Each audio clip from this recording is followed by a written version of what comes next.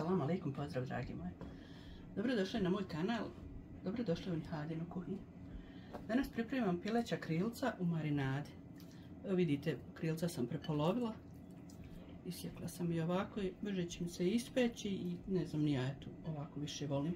Za ovo jelo nam treba možda 1 kg krilca, 2-3 kašike maslinovog ulja, 2 kašike soja sosa, 2 kašike senfa, 2 kašike meda, 1 kašika pastije od đumbira, soj biber i 1 kašika mljevene ljute paprike.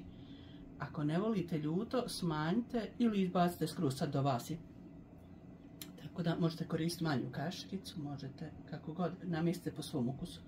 Uglavnom trebamo pomiješati sve navedene sastojke za marinadu. Med, senf, soja sos, maslinovo ulje, pasta od đumbira, mljevena ljuta paprika, soj biber. I sve ovo sad izmuciti. Letno istresite u veću zdjelu. Dodajte pripremljenu marinadu. Sve to promiješajte. Poklopite i ostavite u frižider na 1 sat vremena da piletna ostoji i da se marinira.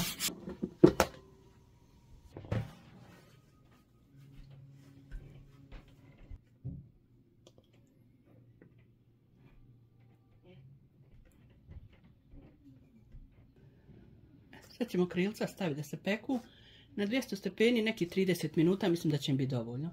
30-35 maksimum.